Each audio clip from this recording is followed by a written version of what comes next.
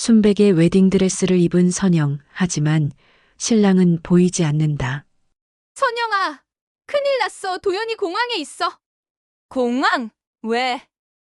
미정이랑 함께 지금 해외로 떠나려고 해. 선영의 얼굴이 새하얗게 변했다. 모든 게 무너져 내렸다. 내 피 같은 돈으로 저 여자를 살려줬다고? 오늘 이야기 시작하기 전에 무료인 구독 버튼과 좋아요 꼭 눌러주세요.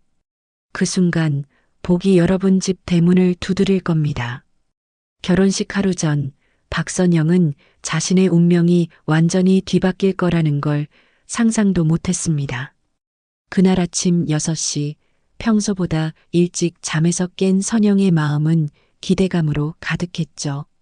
34살 주변에서 늘 늦었다, 홍기를 놓쳤다 하는 소리를 들어가며 버텨온 세월이었는데 이제야 비로소 그 모든 시간이 의미 있는 기다림이었다는 생각이 들었습니다. 선영은 침대에서 일어나 거울을 바라보았습니다. 단정하게 빗어넘긴 검은 단발머리, 맑고 깨끗한 얼굴, 화장기 없는 민낯이지만 나름대로 단아한 모습이었죠. 내일이면 이 얼굴이 순백의 웨딩드레스와 어우러져 가장 아름다운 순간을 만들어낼 텐데요. 선영아, 벌써 일어났니? 부엌에서 어머니 김옥자의 목소리가 들려왔습니다. 선영이 거실로 나가보니 어머니는 벌써부터 부산스럽게 이것저것 챙기고 계셨습니다. 앞치마를 두른 채 고무신을 신고 있는 모습이 여전히 시골 농사꾼의 억척스러운 손길을 보여주고 있었죠. 엄마, 이렇게 일찍 뭘 하세요?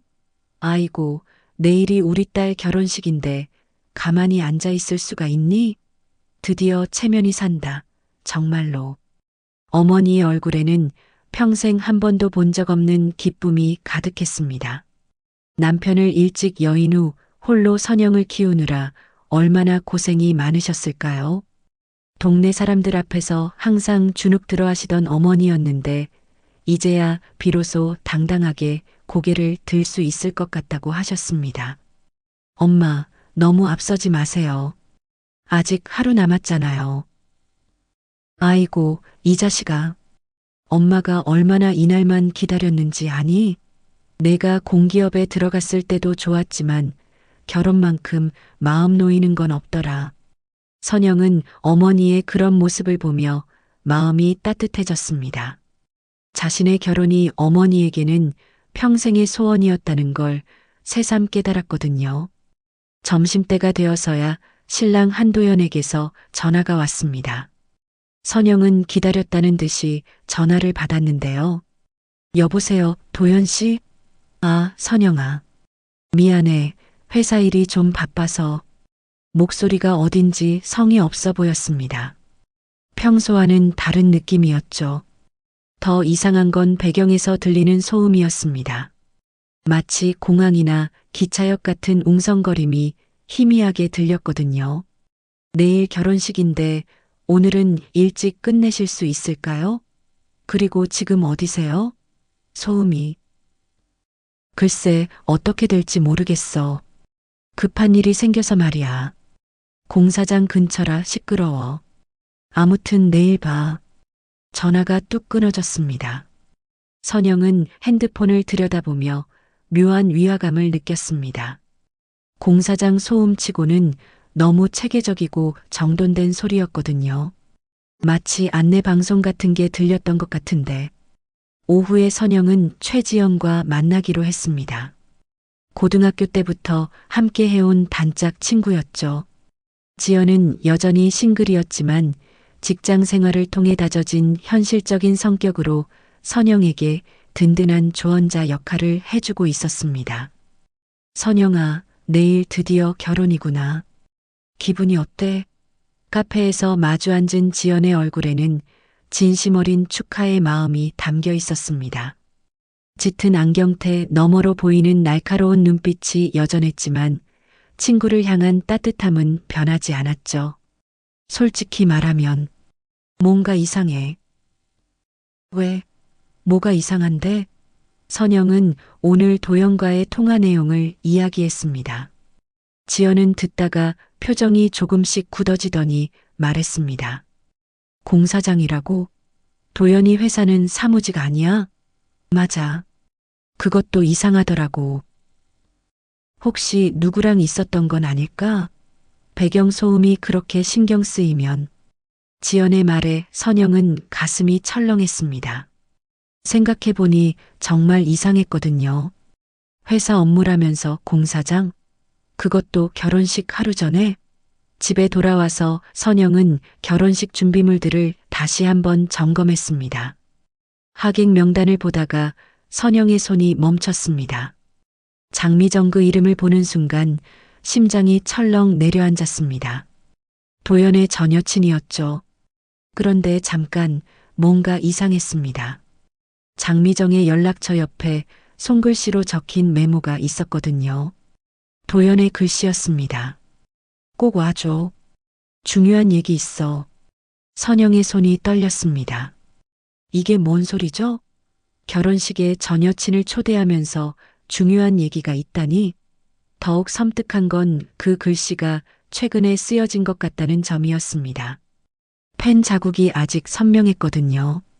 선영은 급히 도연에게 전화를 걸었습니다.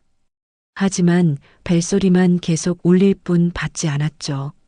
한 번, 두 번, 세 번. 결국 통화 연결이 되지 않았습니다.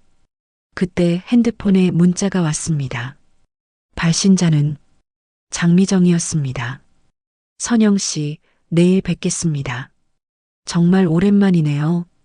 준비 많이 하세요. 선영은 문자를 보며 온몸에 소름이 돋았습니다.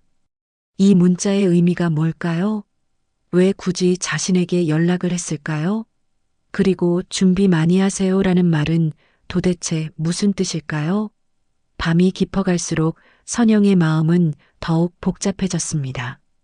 도연의 이상한 통화, 장미정에 대한 메모, 그리고 장미정의 의미심장한 문자까지 모든 게 하나의 퍼즐처럼 맞춰지는 것 같았습니다. 설마 그런 거 아니겠지? 선영은 가슴을 쓸어내리며 깊은 한숨을 내쉬었습니다. 행복해야 할 결혼식 전날 밤에 왜 이런 악몽 같은 상상이 드는 걸까요? 하지만 직감은 자꾸만 경고하고 있었습니다. 뭔가 크게 잘못되고 있다고 말이죠. 결혼식 당일 아침 선영은 새벽 4시에 잠에서 깼습니다. 어젯밤 장미정의 문자 때문에 제대로 잠을 이루지 못했거든요. 하지만 오늘만큼은 모든 의심을 떨쳐내야 했습니다. 자신의 인생에서 가장 중요한 날이었으니까요. 미용실에서 헤어와 메이크업을 마친 선영의 모습은 그야말로 완벽했습니다. 단아한 얼굴에 은은한 화장, 곱게 올린 머리에는 작은 티아라가 빛나고 있었죠. 순백의 웨딩드레스를 입은 모습을 거울로 보니 마치 꿈 같았습니다. 우리 딸 정말 예쁘다. 어머니 김옥자는 평생 처음 입어보는 한복 차림으로 선영 곁에 서 계셨습니다. 장롱 속에 곱게 접어둔 한복을 꺼내 입으신 모습이 평소와는 완전히 달랐죠. 시골 농사꾼의 거친 손길이 오늘만큼은 우아해 보였고 얼굴에는 평생 품어온 딸의 결혼에 대한 기쁨이 가득했습니다. 엄마도 정말 예뻐 보이세요. 아이고, 이 나이에 무슨. 오늘은 내가 주인공이야. 동네 사람들한테 자랑하고 다닐 거다. 오전 11시 예식장에 도착했습니다. 라베니체 웨딩홀이라는 간판이 화려하게 빛나고 있었죠. 선영은 신부 대기실에서 마지막 준비를 하며 시계를 바라보았습니다. 예식 시작까지 1시간 남았는데 아직 도연에게서 연락이 없었습니다. 도연 씨한테 전화해 봐야겠어요. 선영이 핸드폰을 들었지만 여전히 통화 연결이 되지 않았습니다. 벨소리만 무의미하게 울릴 뿐이었죠. 가슴이 답답해 오기 시작했습니다. 한편 예식장 홀에는 하객들이 하나둘씩 도착하고 있었습니다. 선영의 회사 동료들은 신부 정말 예쁠 것 같아라며 기대에 부풀어 있었고 고향에서 올라온 친척들은 드디어 선영이가 시집 가는구나라며 감격해하고 있었습니다. 그런데 이상했습니다. 정작 주인공인 신랑은 어디에도 보이지 않았거든요. 신랑 대기실을 확인해 봐도 텅 비어 있을 뿐이었습니다. 오후 2시 예식 시작 시간이었습니다. 사회자가 마이크를 잡았지만 어색한 침묵이 흘렀습니다. 신랑이 보이지 않았거든요. 하객들 사이에서는 수군거림이 시작되었습니다. 신랑이 어디 갔을까? 아직 안 왔나 봐. 요즘 결혼식에 늦는 게 유행인가? 혹시 사고라도 난 건 아닐까? 사회자는 당황한 기색을 감추며 억지로 밝은 목소리를 냈습니다. 신랑께서 조금 늦고 계시는데요. 잠시만 기다려 주시겠습니다. 아마 교통체증 때문인 것 같습니다. 10분이 지나고 20분이 지났습니다. 하객들의 표정이 점점 달라지기 시작했죠. 처음엔 이해하는 듯한 미소를 지었던 사람들이 이제는 시계를 들여다보며 혀를 찾고 누군가는 핸드폰으로 시간을 확인하며 고개를 저었습니다. 신부 대기실의 선영은 점점 창백해져 갔습니다. 웨딩드레스의 순백이 오히려 그녀의 불안한 표정을 더욱 도드라지게 만들었죠. 처음엔 단순한 지각이라고 생각했지만 시간이 흘수록 뭔가 크게 잘못되었다는 확신이 들었습니다. 도대체 뭐 하는 거야, 도연 씨는? 그때였습니다. 대기실 문이 급하게 열리며 최지연이 뛰어들어왔습니다. 평소 차분하던 지연의 얼굴이 완전히 일그러져 있었죠. 거친 숨을 몰아쉬며 선영에게 다가왔습니다. 선영아, 큰일 났어. 왜? 뭐가? 지연은 잠깐 망설이다가 입을 열었습니다. 그 순간 선영은 자신의 인생이 완전히 바뀔 거라는 걸 직감했습니다. 도연이 공항에 있어. 공항? 왜? 미정이랑 함께. 지금 해외로 떠나려고 하는 것 같아. 선영의 머릿속이 하얗게 변했습니다. 어제 통화에서 들었던 그 소음, 공항 안내방송이었던 거죠. 그리고 장미정에 대한 의심스러운 메모, 의미심장한 문자까지 모든 것이 하나로 연결되었습니다. 그게 무슨 소리야? 회사 동료한테 들었어. 도연이 어제부터 짐을 정리하더니 오늘 아침 미정이랑 인천공항으로 향했대.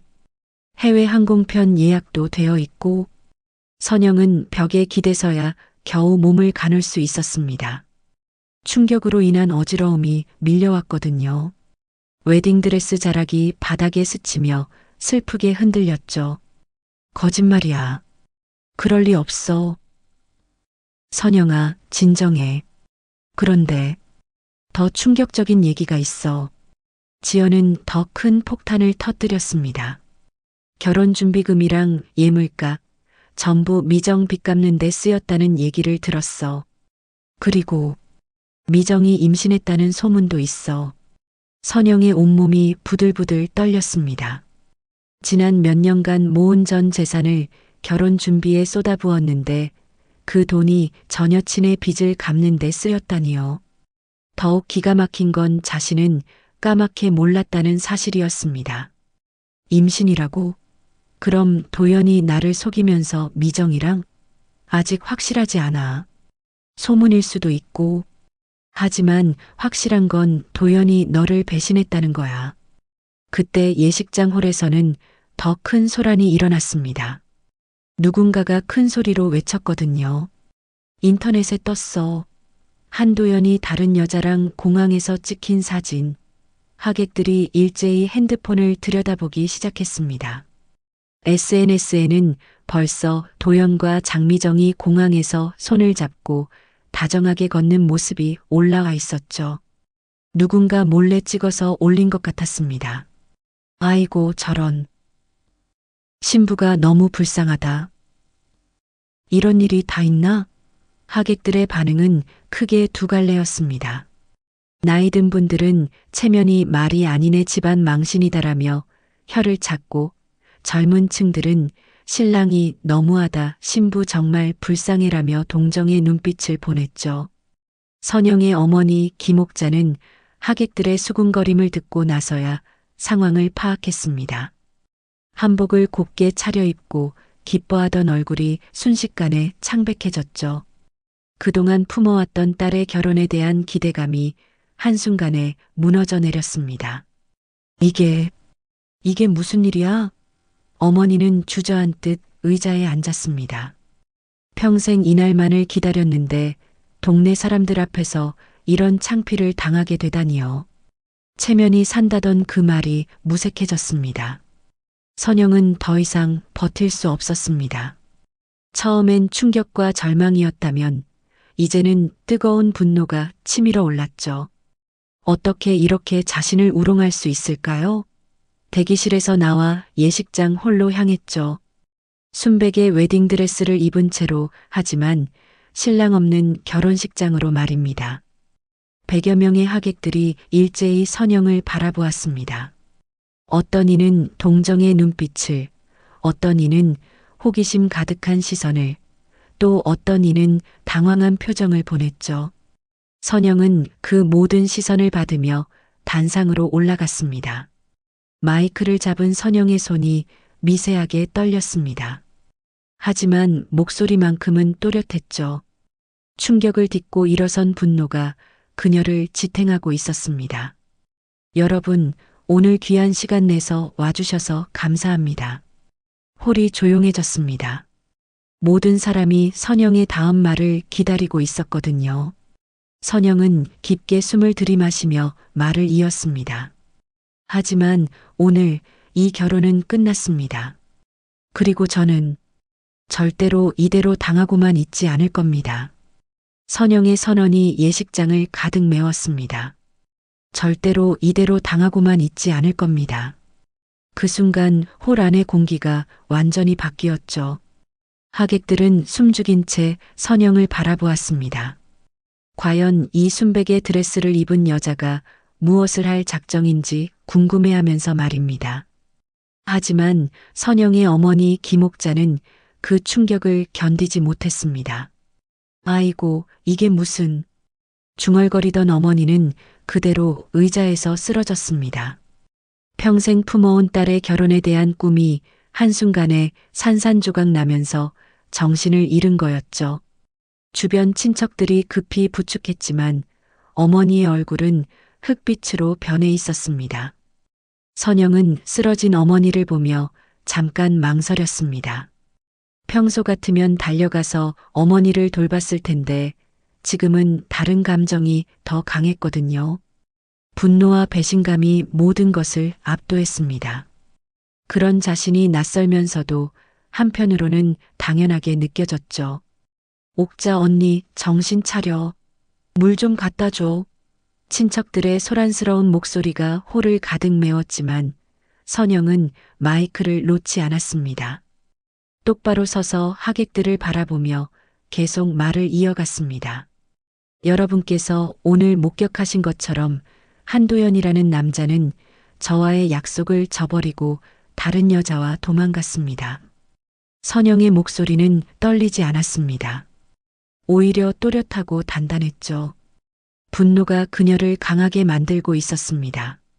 저는 지금까지 조용하고 순종적인 여자로 살아왔습니다. 하지만 오늘 이 순간부터는 다릅니다. 선영은 잠깐 멈춰서 심호흡을 했습니다.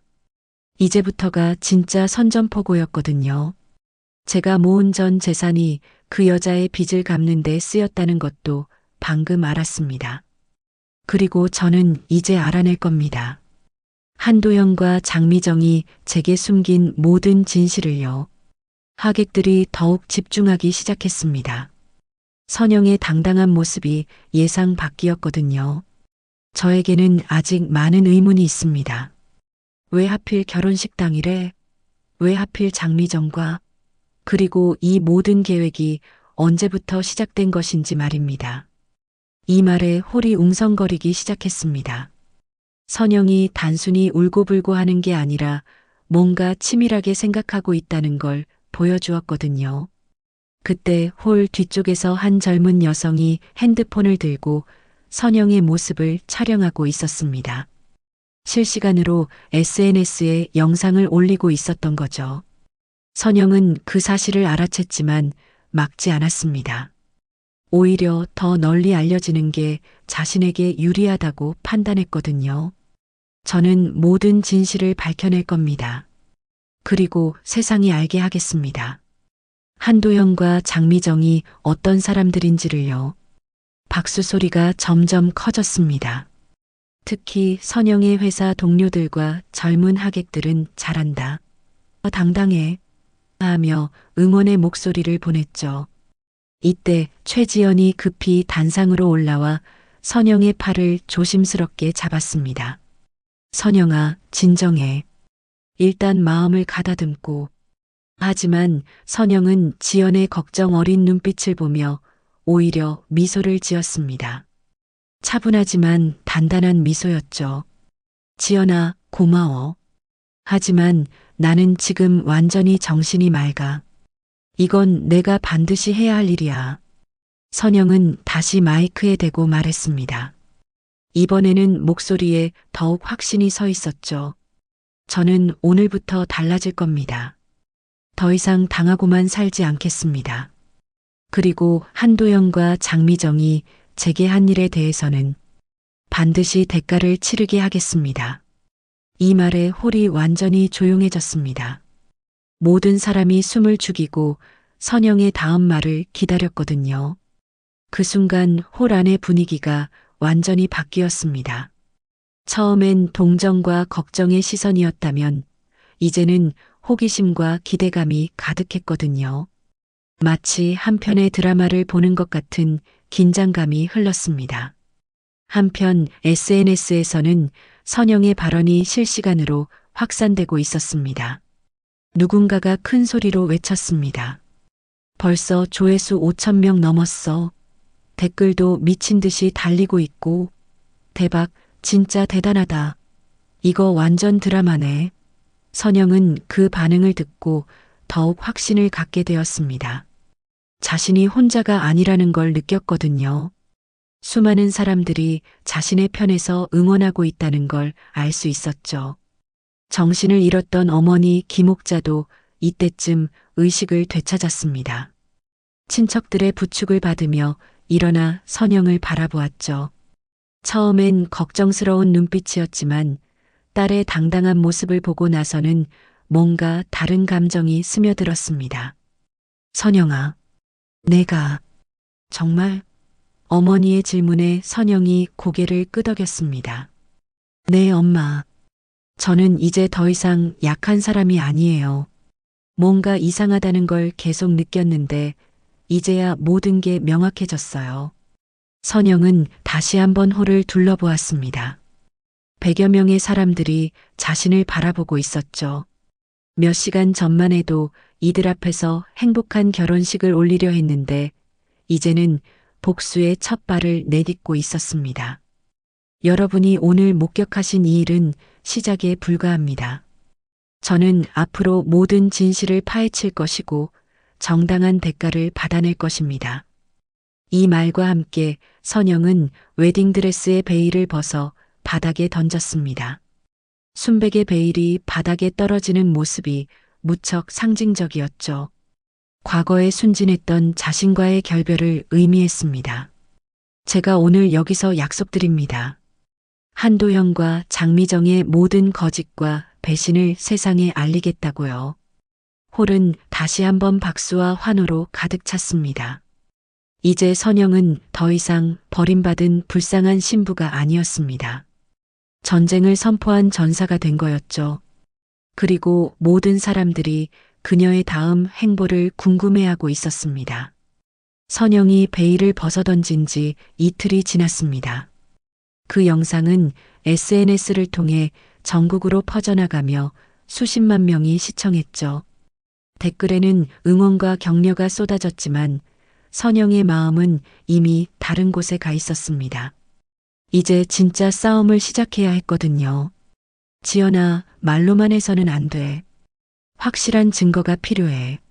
선영의 목소리에는 전에 없던 차가운 결의가 담겨 있었습니다. 지연은 친구의 변화에 놀라면서도 한편으로는 대견했죠. 그래, 선영아. 그런데 어디서부터 시작할 거야? 도연이가 살던 곳부터. 급하게 떠나면서 뭔가 남겨뒀을 거야. 선영은 도연과 함께 살던 원룸으로 향했습니다. 열쇠를 돌려 문을 열자 어수선한 방 안이 드러났습니다. 평소 깔끔했던 도연답지 않게 서류들이 여기저기 흩어져 있었죠. 역시 급하게 떠났구나. 이런 실수를 할 줄이야. 선영은 냉정하게 방안을 살펴보기 시작했습니다. 이전의 감정적이고 순진한 모습과는 완전히 달랐죠. 책상 서랍을 열어보니 도연의 통장과 각종 서류들이 보였습니다. 통장 잔고를 확인한 선영의 표정이 굳어졌습니다. 3천만 원이나 되던 결혼 준비금이 거의 다 빠져나가 있었거든요. 거래 내역을 자세히 살펴보니 충격적인 사실이 드러났습니다. JM 컨설팅, 미래투자그룹, 생소한 회사 이름들로 상당한 금액이 이체되어 있었습니다. 하지만 선영은 이제 당황하지 않았어요. 차근차근 메모해가며 증거를 수집했죠. 도연의 노트북을 켰습니다. 암호는 도연의 생일로 쉽게 풀렸어요. 정말 바보 같은 남자네. 노트북 안에서 발견한 카카오톡 대화 기록은 선영의 예상을 뛰어넘는 충격적인 내용이었습니다. 미정아, 선영이는 모르고 있어. 걱정 마. 오빠, 정말 고마워. 부모님 빚 때문에 미칠 것 같았는데. 다 해결해 줄게. 우리 해외로 가자. 그런데 선영이한테 미안하지 않아? 뭐가 미안해? 어차피 계약 결혼이었잖아. 선영은 계약 결혼이라는 단어를 보고도 더 이상 충격받지 않았습니다. 대신 차가운 분노가 치밀었죠. 더 충격적인 대화가 이어졌습니다. 선영이 공기업 다니니까 대출도 잘 받을 수 있고 신용도도 좋잖아. 맞아. 그래서 선택한 거잖아. 게다가 회사에서 프로젝트 담당자니까 정보도 쉽게. 조심해, 오빠. 만약 들키면 큰일 나. 걱정 마. 선영이는 순진해. 자기 명의로 대출받은 것도 모르고 있어. 선영은 급히 인터넷 뱅킹에 접속했습니다. 정말로 5천만 원의 대출이 자신 모르게 실행되어 있었어요. 언제 이런 일이 일어난 걸까요? 더 찾아보니 회사 동료와의 대화도 있었습니다. 도연아, 이번 건 정말 위험해. 선영이 담당 프로젝트 정보를 빼돌린 게 들키면. 괜찮아. 어차피 선영이 서명한 거니까 책임도 선영이가 질 거야. 그래도 너무하는 거 아니야? 결혼까지 하려던 사이인데. 결혼은 원래 계획이 없었어. 정보만 빼내면 끝내려고 했는데 감사가 빨라졌잖아. 선영은 모든 대화를 스크린샷으로 저장했습니다. 이제야 도연의 진짜 계획이 보였거든요. 회사 기밀 유출, 자신 명의의 대출, 그리고 모든 책임을 자신에게 뒤집어 씌우려던 치밀한 계획까지. 그때 현관문이 열리는 소리가 들렸습니다. 선영은 재빨리 노트북을 닫고 주방으로 숨었죠. 하지만 이번에는 두려움이 아니라 기대감이었습니다. 도연 오빠는 정말 바보야. 중요한 서류들을 그냥 두고 가고. 장미정의 목소리였습니다. 장미정은 방안을 뒤져가며 H&J 프로젝트 기밀이라는 라벨이 붙은 서류 봉투를 찾고 있었어요. 이제 이것만 있으면 끝이야. 선영이는 회사에서 잘리고 우리는 해외에서 새 출발. 장미정의 핸드폰이 울렸습니다. 여보세요, 오빠? 미정아, 서류 찾았어? 응, H&J 서류 찾았어. 그런데 선영이가 여기 왔다 간 것 같아. 뭘 가져갔을까? 잘 모르겠어. 그런데 오빠, 우리 정말 괜찮을까? 회사 감사팀에서 이미 의심하고 있다고 했잖아. 걱정 마. 모든 증거는 선영이 명의로 되어 있어. 우리는 해외로 도피만 하면 돼. 선영은 모든 대화를 핸드폰으로 녹음했습니다. 이제 결정적인 증거가 손에 들어온 거였죠. 선영은 주방에서 나와 장미정 앞에 당당하게 나타났습니다. 장미정은 깜짝 놀라며 전화를 끊었어요. 선영 언니. 왜 여기에? H&J 프로젝트 서류를 찾으러 왔어? 내 명의로 된 대출 서류도 함께? 선영의 목소리는 차갑고 단호했습니다. 장미정의 얼굴이 새파래졌어요. 그게 아니라. 그게 아니긴 뭐가 아니야. 도연이와 내가 나눈 대화 다 들었어. 계약 결혼, 회사 기밀 유출, 4명의 대출까지. 정말 치밀하게 계획했더라. 선영은 핸드폰을 보여주며 녹음 파일을 재생했습니다. 그리고 임신도 거짓말이었지? 정말 완벽한 연기였어. 언니 미안해. 정말 미안해. 하지만 미안하긴 뭘 미안해. 너희가 내 인생을 완전히 망가뜨리려고 했잖아. 선영은 차가운 미소를 지었습니다. 예전에 선영이라면 울고불고 했을 텐데 지금은 달랐어요. 미정아, 이제부터 내가 하는 말 잘 들어. 24시간 안에 도연한테 연락해서 돌아오라고 해. 그리고 모든 걸 자수하라고. 장미정이 놀라며 물었습니다. 언니가 뭘 안다고. H&J 프로젝트 백업 파일이 내 개인 클라우드에 있다는 것, 진짜 계약서, 원본이 어디 있는지, 그리고 너희가 받은 돈의 출처까지 다 안다는 걸 말해줘.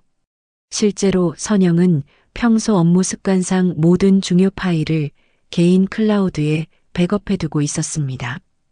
그리고 도연이 조작한 서류와 원본의 차이점도 파악하고 있었죠. 24시간이야. 그 이후에는 모든 증거를 회사와 경찰에 제출할 거야. 장미정은 완전히 패닉 상태가 되었습니다. 언니, 제발. 우리도 어쩔 수 없었어. 어쩔 수 없었다고? 그럼 나는 어떻게 되는 건데? 선영은 그 말을 남기고 집을 나섰습니다. 이제 진짜 전쟁의 서막이 올랐죠. 하지만 이번에는 선영이 주도권을 쥐고 있었습니다. 선영이 장미정에게 24시간 최후 통첩을 하고 나서 하루가 지났습니다. 그 사이 선영은 가만히 있지 않았죠. 최지영과 함께 변호사를 만나 법적 대응 방안을 상의했습니다.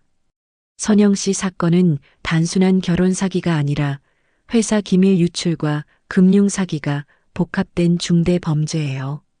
즉시 고발 절차를 밟아야 합니다. 변호사의 말에 선영은 고개를 끄덕였습니다. 하지만 동시에 불안한 마음도 들었어요.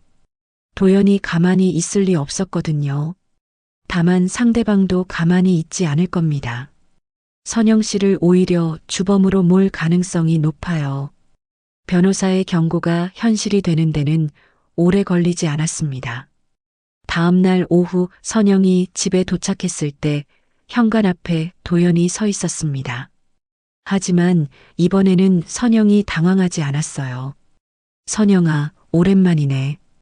도연은 여전히 젠틀한 미소를 짓고 있었지만 눈빛이 예전과 달랐습니다. 더 차갑고 계산적이었죠. 손에는 두꺼운 서류 봉투를 들고 있었습니다. 도망가지 않고 돌아왔네? 의외야.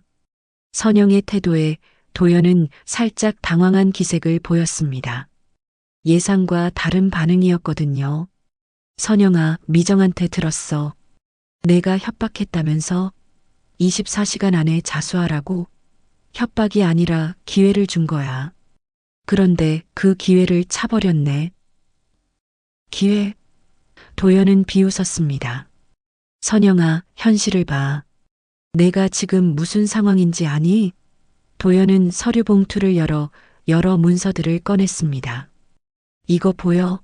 내가 서명한 H&J 프로젝트 계약서야. 내 명의로 받은 대출 서류도 있고. 선영은 침착하게 서류들을 살펴봤습니다. 그래, 내가 서명했지. 하지만 내가 결혼 준비 관련 서류라고 속여서 서명하게 한 거잖아. 누가 그걸 믿겠어? 법적으로는 내가 직접 서명한 거야. 도연은 더 많은 서류를 꺼냈습니다. 회사 동료들에게 개인적으로 돈을 빌렸다는 차용증들도 있어. 그리고 도연은 의미심장한 미소를 지었습니다. 회사에서 이미 내가 의심받고 있어. 내가 미리 귀띔해뒀거든. 선영이가 요즘 이상하다. 개인적으로 돈 문제가 있는 것 같다고. 하지만 선영은 예상과 달리 침착했습니다. 그래서 그게 다야? 도연이 당황했습니다.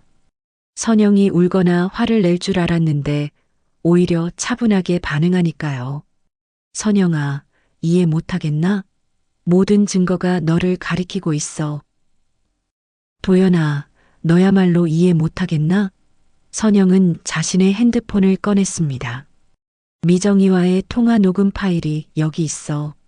너희가 계약 결혼이었다고 한 것, 내 돈으로 미정 빚을 갚았다는 것, 회사 기밀을 유출하려 했다는 것까지. 도연의 얼굴이 굳어졌습니다. 그리고 내 노트북에 있던 대화 기록들도 다 스크린샷으로 저장해뒀어. H&J 프로젝트 원본 파일은 내 개인 클라우드에 백업되어 있고. 이제 도연이 당황하기 시작했습니다. 자신이 완벽하다고 생각한 계획에 예상치 못한 구멍이 있었던 거죠. 그때 어머니 김옥자가 집에서 나왔습니다. 도연을 보자 복잡한 표정을 지었어요. 도연아, 너 정말 우리 선영이를 그렇게 속인 거냐? 어머니, 그게 아니라. 선영이가 다 보여줬어. 너희가 나눈 대화들 말이야. 어머니는 이제 완전히 선영의 편에 서 있었습니다. 진실을 알고 난 후 딸에 대한 미안함과 자부심이 동시에 들었거든요. 도연은 더 이상 여유로운 표정을 유지할 수 없었습니다.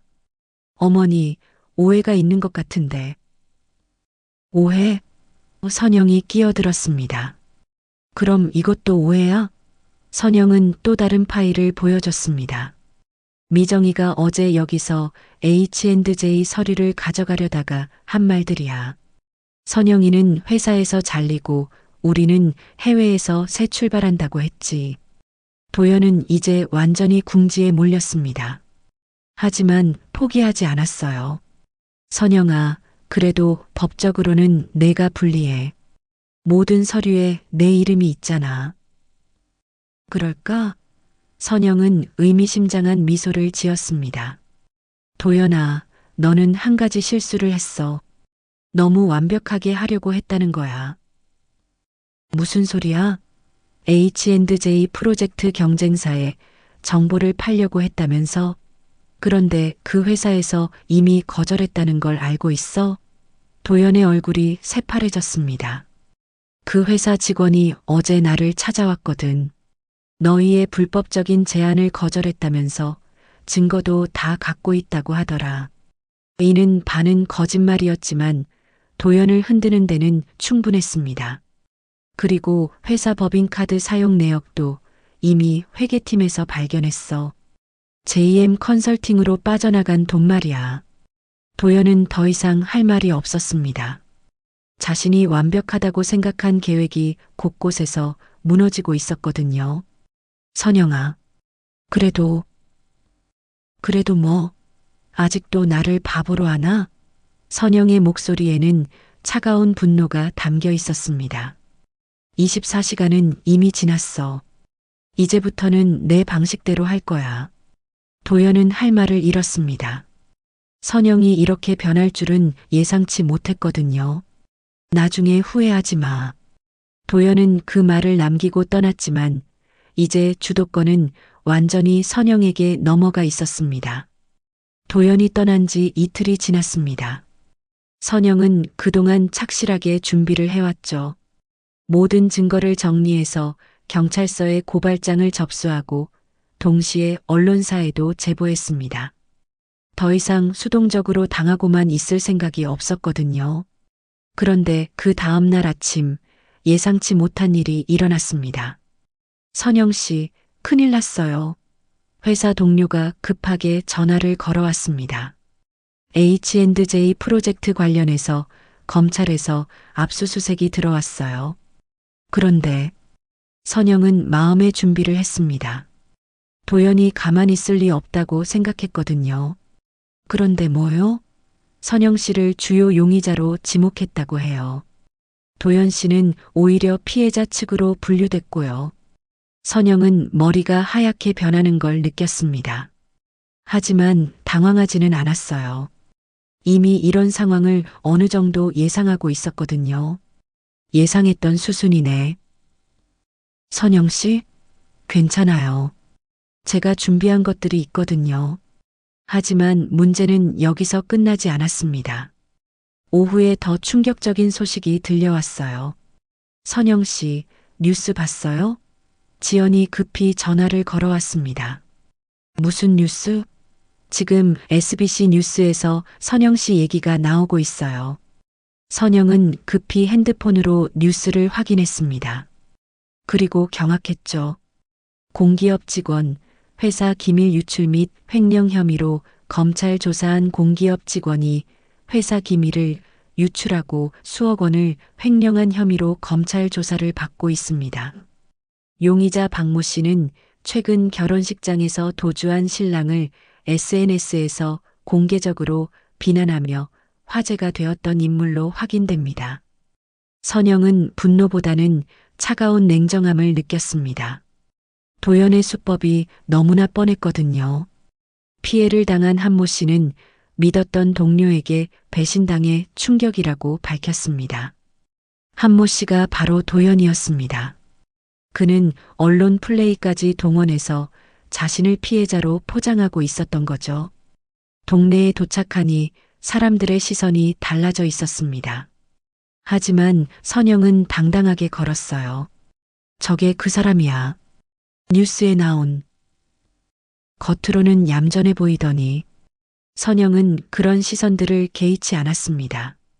진실은 반드시 밝혀질 거라고 확신했거든요. 집에 도착하니 어머니가 걱정스러운 표정으로 기다리고 계셨습니다. 선영아, 괜찮니? 뉴스 보니까. 괜찮아요, 엄마. 예상했던 일이에요. 그래도 무서워서 그래.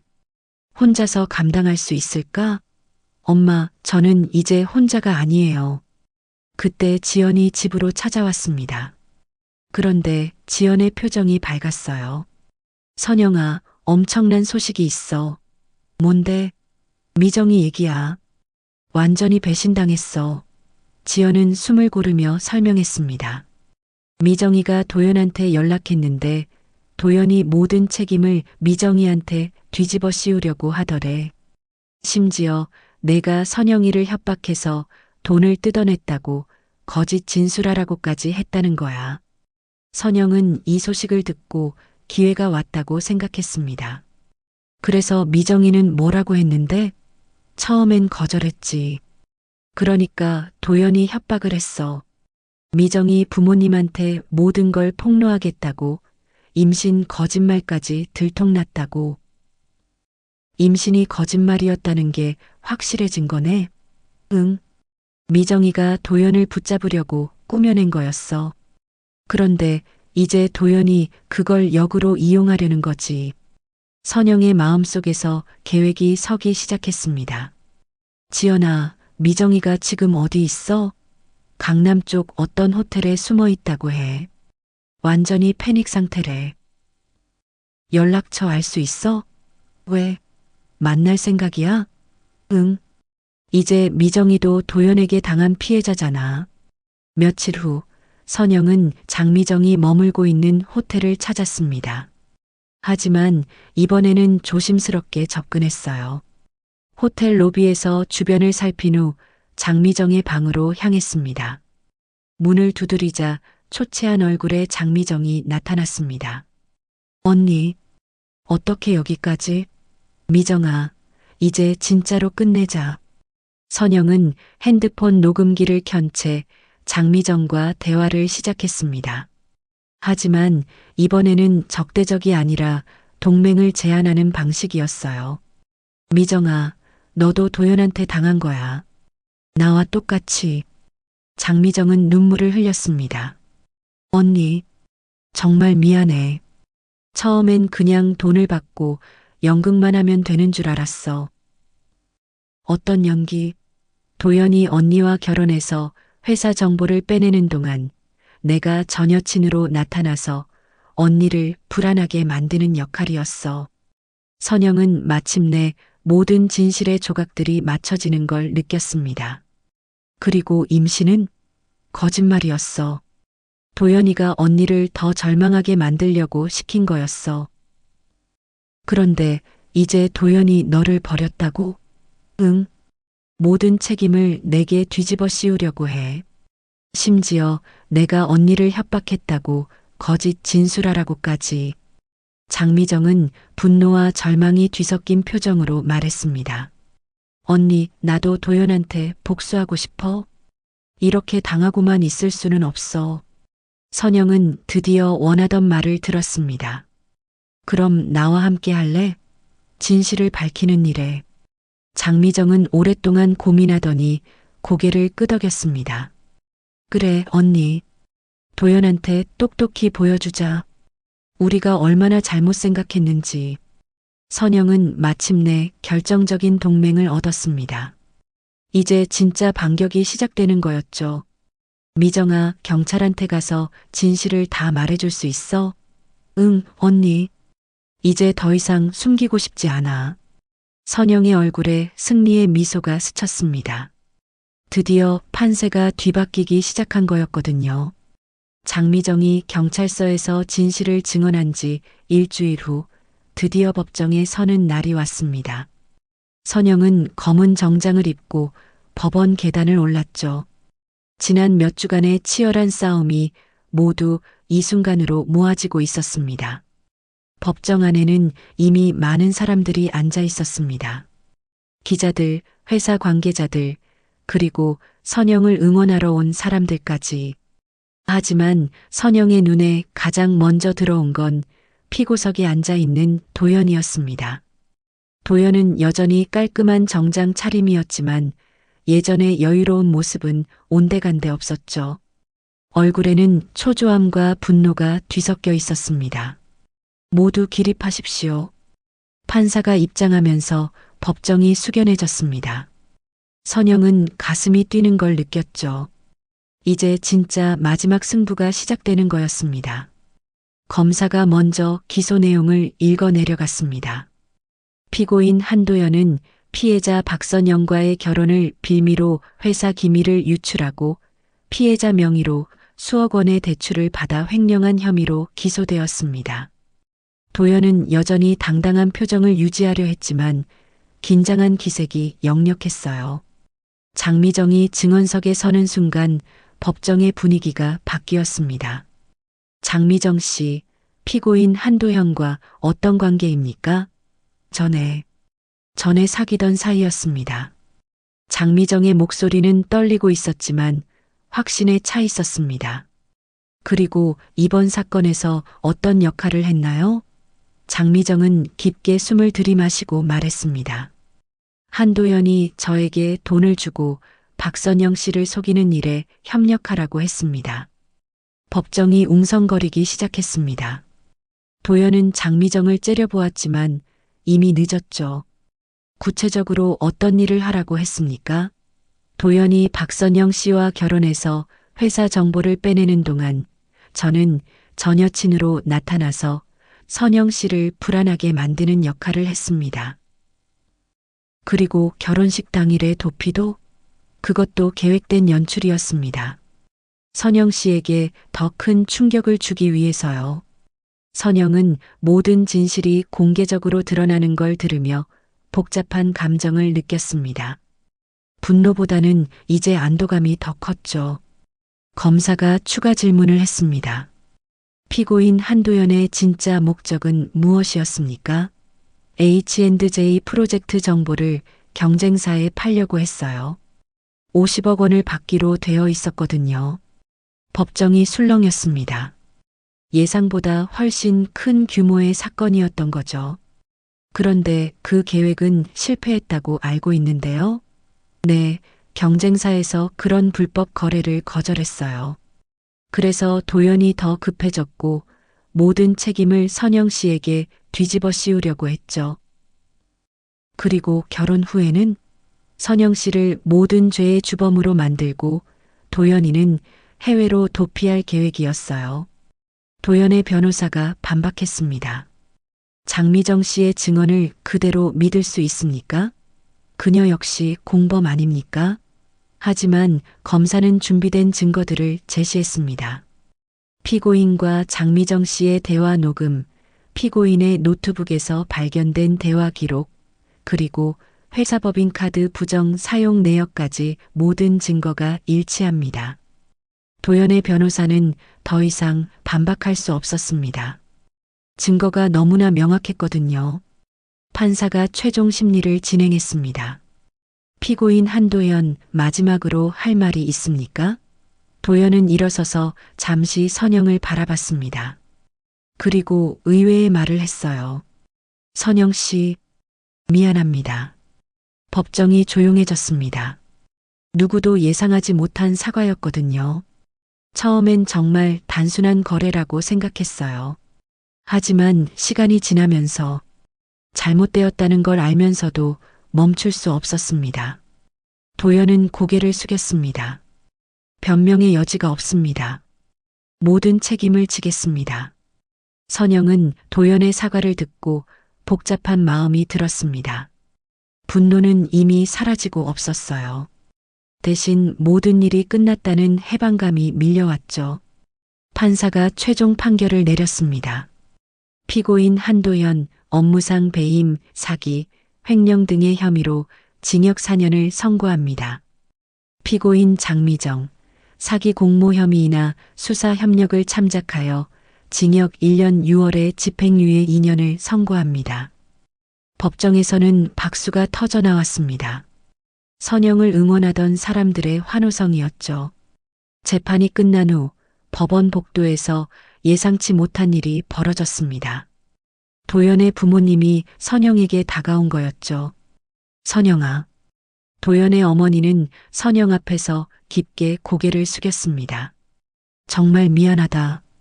우리 아들이 내게 이런 큰 상처를 줬구나. 내가 진짜 우리 며느리였어. 우리가 잘못 봤다. 선영은 복잡한 마음이었지만 이제는 원망보다는 이해가 앞섰어요. 괜찮습니다. 이제 다 끝난 일이에요.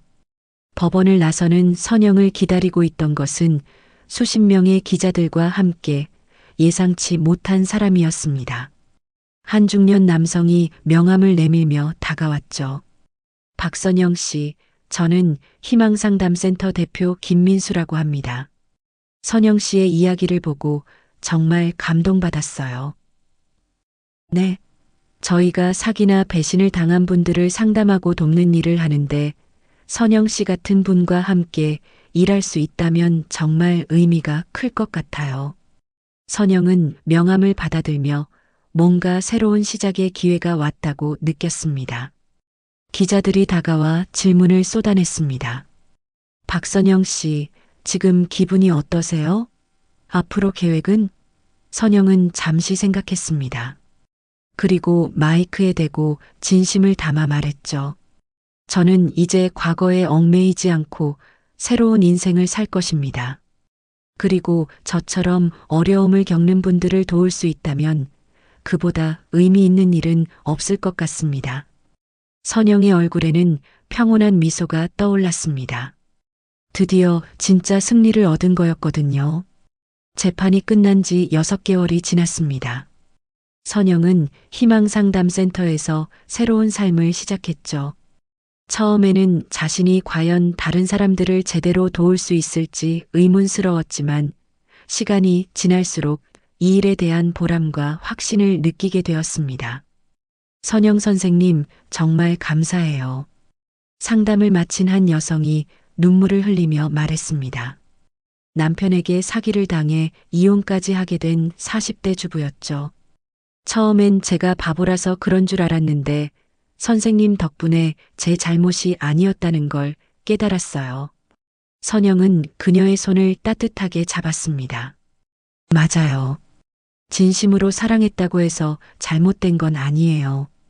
그 마음을 악용한 상대방이 잘못된 거죠. 이런 상담을 하루에 여러 건씩 진행하면서 선영은 놀라운 변화를 목격했습니다. 자신의 사건 이후 전국적으로 결혼 사기 신고가 크게 증가했고 숨어있던 피해자들이 용기를 내어 목소리를 내기 시작한 거였죠. 더 의미 있는 건 사회 시스템의 변화였습니다. 박선영 방지법이라고 불리는 결혼 사기 예방법이 제정되어 피해자 보호와 가해자 처벌이 대폭 강화되었거든요. 선영 씨가 만든 변화가 정말 대단해요. 김민수 센터장이 감탄하며 말했습니다. 저 혼자 한 게 아니에요. 많은 분들이 함께 해주셨으니까요. 선영의 마음속에는 이제 더 큰 꿈이 자라나고 있었습니다. 전국적인 상담 네트워크를 구축해서 더 많은 사람들을 도울 수 있는 시스템을 만들고 싶었거든요. 주말이 되면 선영은 고향으로 내려가 어머니와 시간을 보냈습니다. 어머니와의 관계는 이전보다 훨씬 깊어졌어요. 우리 딸이 정말 훌륭한 사람이 되었구나. 어머니가 정성스럽게 끓인 된장찌개를 먹으며 말씀하셨습니다. 엄마, 처음에는 서운했어요. 왜 제 편을 들어주지 않으시나 했거든요. 미안했다, 선영아. 그때는 엄마도 너무 놀라고 무서웠어. 하지만 지금 보니 내가 정말 대단한 딸이었구나. 엄마 덕분에 포기하지 않을 수 있었어요. 엄마가 키워주신 대로 끝까지 해냈거든요. 모녀는 따뜻한 시간을 보내며 그동안 못다한 이야기들을 나눴습니다. 과거의 상처들이 완전히 아물어가는 기분이었죠. 그런 평온한 일상이 계속되던 어느 날 상담센터에 특별한 방문자가 찾아왔습니다. 선영 선생님이시죠? 저는 이지연이라고 해요. 30대 초반의 지적인 인상을 가진 여성이었습니다. 저는 H&J 프로젝트 경쟁사에서 일했던 사람이에요. 선영은 반가우면서도 의외였습니다. 저희 회사에서 한도연의 불법 제안을 거절했던 일 기억하시죠? 그때 증언도 도와드렸고요. 네, 정말 감사했어요. 사실 저도 직장에서 여러 어려움을 겪고 있었는데 선영 선생님의 용기를 보고 많은 힘을 얻었어요. 그래서 저도 이제 목소리를 내려고 합니다. 이렇게 선영의 영향력은 계속해서 확산되었습니다. 많은 사람들이 선영의 이야기를 통해 용기를 얻고 자신들의 문제를 해결해 나가고 있었거든요. 몇 주 후 선영에게 새로운 기회가 찾아왔습니다. 한 방송국에서 연락이 온 거였죠. 선영 씨, 사기 예방 교육 프로그램을 제작하려고 하는데 진행을 맡아주실 의향이 있으신가요? 선영은 고민했습니다. 더 많은 사람들에게 도움이 될 수 있는 기회였지만 동시에 더 큰 책임도 따르는 일이었거든요. 시간을 주세요. 신중하게 생각해보고 답변 드릴게요. 그날 밤 선영은 지난 1년을 되돌아보며 생각에 잠겼습니다. 충격적인 배신에서 시작해서 분노, 투쟁, 그리고 마침내 얻은 승리까지 정말 많은 일들이 있었죠. 모든 고통이 헛되지 않았구나. 다음 날 아침 선영은 방송국에 전화를 걸었습니다. 그 프로그램 해보고 싶어요. 단 조건이 있습니다. 어떤 조건인가요? 저 개인의 이야기보다는 비슷한 피해를 당한 많은 분들의 이야기를 함께 다뤘으면 해요. 그리고 예방에 초점을 맞춰주세요. 물론이죠. 그렇게 하면 더욱 의미 있는 프로그램이 될 것 같아요. 같은 날 김민수 센터장이 놀라운 소식을 전해왔습니다. 선영 씨, 정부에서 전국 피해자 지원센터 네트워크 구축을 결정했어요. 그리고 우리 센터가 모델 센터로 지정됐고 선영 씨를 전체 네트워크의 총괄 디렉터로 추천하고 싶어요. 선영은 깜짝 놀랐습니다. 1년 전만 해도 모든 것을 잃었다고 생각했는데 이제는 상상도 못했던 기회들이 계속 찾아오고 있었거든요. 정말 제가 할 수 있을까요? 선영 씨만큼 이 일에 적합한 사람은 없어요. 직접 경험해봤고 극복해냈고 이제는 다른 사람들을 돕고 있잖아요. 그날 오후 상담을 마치고 집으로 돌아가는 길에 선영은 자연스럽게 콧노래를 부르고 있었습니다. 진짜 행복이 뭔지 알 것 같았거든요. 핸드폰에 어머니에게서 문자가 왔습니다. 딸아, 오늘 뉴스에서 내 얘기 또 봤다. 정말 자랑스럽다. 저녁에 내가 좋아하는 갈비찜 만들어 놓을게. 선영은 미소 지으며 답장을 보냈습니다. 엄마 고마워요. 곧 내려갈게요. 그리고 엄마 사랑해요. 그 순간 선영은 깨달았습니다. 자신의 인생에서 도연이라는 존재가 완전히 사라졌다는 것을요. 더 이상 분노도 원망도 없었습니다. 대신 감사함이 있었죠. 그 아픔이 있었기에 지금의 자신이 있을 수 있었으니까요. 과거의 상처는 이제 그녀를 더 강하게 만든 소중한 경험이 되었고 다른 사람들에게 희망을 전해주는 원동력이 되었습니다. 며칠 후 선영은 새로운 사무실에서 전국 네트워크 구축 회의를 주재하고 있었습니다. 테이블 주위에는 각 지역 상담센터 대표들이 모여 앉아 있었죠. 우리의 목표는 단순합니다. 더 이상 저와 같은 피해자가 생기지 않는 세상을 만드는 것입니다. 선영의 목소리는 확신에 차 있었습니다. 그리고 만약 그런 일을 당하는 분이 있다면 혼자 견디지 않고 도움을 받을 수 있는 시스템을 만드는 것입니다. 회의가 끝난 후 선영은 사무실 창밖을 바라보며 생각했습니다. 1년 전 웨딩드레스를 입고 절망에 빠져 있던 자신과 지금의 자신이 얼마나 달라졌는지를요. 그때 사무실 문이 노크되었습니다. 선영 선생님, 방문객이 계세요. 직원이 알려준 방문객은 의외의 인물이었습니다. 장미정이었죠. 언니, 안녕하세요. 6개월 만에 본 장미정은 많이 변해 있었습니다. 예전의 화려한 모습 대신 소박하고 진솔한 느낌이었어요. 미정아, 어떻게 지냈어? 언니 덕분에 새 출발할 수 있었어요. 지금은 작은 카페에서 일하고 있어요. 장미정은 조심스럽게 말했습니다. 그리고 상담도 받고 있어요. 언니가 추천해 주신 곳에서 잘하고 있네. 언니 정말 감사해요. 그때 저를 적으로 대하지 않고 함께 진실을 밝혀준 덕분에 제 인생이 바뀌었어요. 선영은 장미정을 보며 뿌듯함을 느꼈습니다. 복수가 아니라 치유와 성장을 선택한 것이 옳았다는 확신이 들었거든요. 미정아, 우리 모두 피해자였어.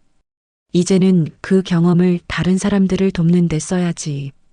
장미정이 떠난 후 선영은 다시 창밖을 바라봤습니다. 저녁 노을이 아름답게 물들어가고 있었어요. 그때 핸드폰에 문자가 하나 왔습니다. 발신자를 보고 선영은 잠시 놀랐어요. 한도연이었거든요. 선영 씨, 출소 후 연락드립니다. 진심으로 사과드리고 싶습니다. 언제 시간 되실 때 만나 뵐 수 있을까요? 선영은 잠시 생각했습니다. 그리고 차분하게 답장을 보냈어요. 도연 씨, 사과는 받아들입니다. 하지만 만날 필요는 없을 것 같아요. 우리 모두 각자의 길을 가는 게 좋겠어요. 새 출발하시기 바랍니다. 문자를 보낸 후 선영은 핸드폰을 내려놓았습니다. 더 이상 도연에 대한 어떤 감정도 남아있지 않았어요. 분노도 원망도 심지어 호기심도 없었죠. 그저 자신의 앞길에만 집중하고 싶었습니다. 며칠 후 선영의 첫 방송 프로그램이 방영되었습니다. 희망을 나누는 사람들이라는 제목의 프로그램이었죠. 방송에서 선영은 자신의 이야기뿐만 아니라 비슷한 피해를 당한 여러 사람들의 이야기를 진솔하게 다뤘습니다. 그리고 무엇보다 예방과 대처 방법에 중점을 뒀어요. 혼자 견디지 마세요. 도움을 요청하는 것은 부끄러운 일이 아닙니다. 우리는 모두 연결되어 있고 서로 도울 수 있습니다. 방송 후 상담센터로 문의 전화가 쇄도했습니다. 많은 사람들이 용기를 내어 도움을 요청하기 시작한 거였죠. 선영 씨, 대단해요. 정말 많은 사람들에게 희망을 주고 있어요. 김민수 센터장이 감탄했습니다. 저 혼자 한 게 아니에요. 함께 해주는 모든 분들 덕분이에요. 그날 저녁 선영은 오랜만에 고향으로 내려갔습니다. 어머니가 특별한 저녁을 준비하셨다고 하셨거든요. 우리 딸 오늘 방송 봤다. 정말 자랑스러웠어. 어머니는 정성스럽게 준비하신 한상을 차리시며 말씀하셨습니다. 엄마, 이 모든 게 엄마 덕분이에요.